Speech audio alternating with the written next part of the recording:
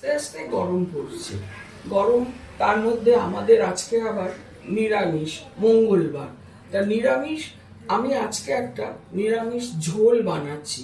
সেই নিরামিষ ঝোলের জন্য আমি নিয়েছি বেগুন, বরবটি, আলু, ফুলকপি। ফুলকপিটাকে আমি একটু ভাপিয়ে নিয়েছি, আর এর সঙ্গে রয়েছে বড়ি। বড়িও আমি ভেজে রেখেছি।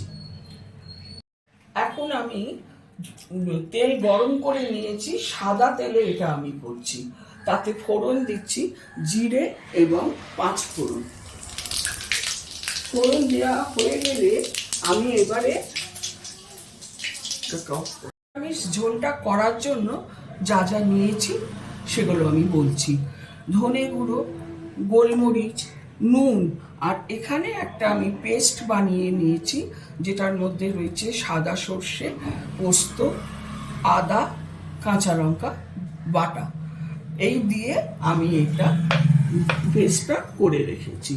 আর পরে আমি এটা হয়ে গেলে অল্প করে একটু দুধ দিয়ে দেবো, কারণ এটা কোনো কালার হবে না, এটা একটু সাদা সাদা ঝোলই হবে।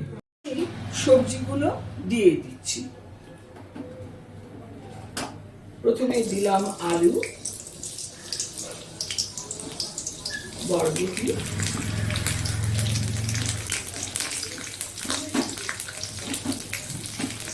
বেগুন। এগুলো একটু ভাজা ভাজা হলে তারপরে আমি লাস্টে ফুলকপিটাও দিয়ে ভেজে নিই।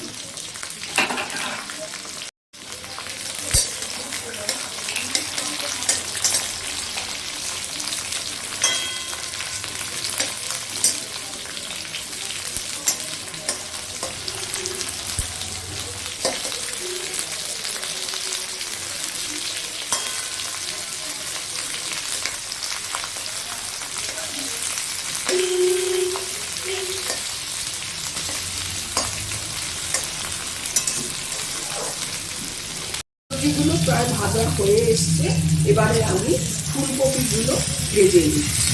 একই সাথে এগুলো আমি ভেজে নিচ্ছি।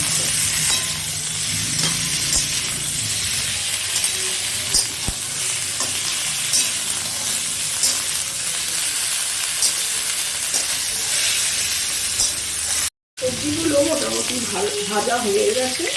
এবারে আমি যে পেস্টটা তৈরি করে রেখেছিলাম আদা, কাঁচা লঙ্কা, সাদা সর্ষে এবং পোস্ত দিয়ে, সেটা আমি এবার দিয়ে দিচ্ছি।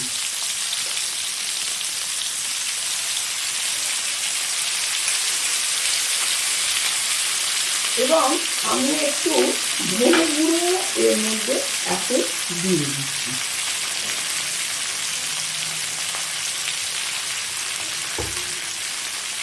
অল্প জলও আমি এখন দিচ্ছি, দিয়ে এটাকে ভালো করে নাড়িয়ে তারপরে জল দিয়ে চাপা দিয়ে দেবো।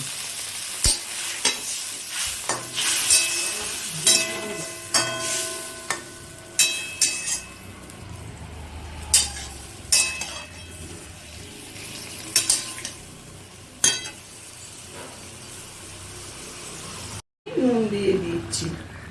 এরপর জল দিয়ে দিয়েছি, আমি এবারে এটা ঢাকা দিয়ে দিচ্ছি।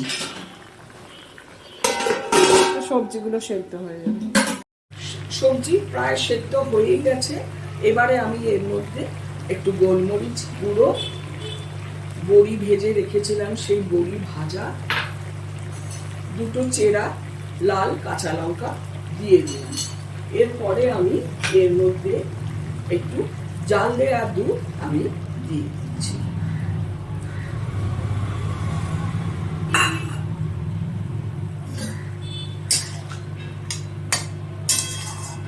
অনেকটা শুক্তোর মতনই, তরকারি ঝোল বা গরমের পাতলা ঝোল। এই ঝোলটা আমাদের খেতে গরমকালে খুবই ভালো লাগে। আমার ঝোল কমপ্লিট। এবারে আমি গ্যাস অফ করছি। এই গরমে এই ঝোল দেখে আপনাদের কেমন লাগলো এটা আপনারা কমেন্টস করে জানাবেন। আর এত গরমে আপনারা নিজেরাই এই ঝোল একদিন বানিয়ে খেয়ে দেখলে পারেন।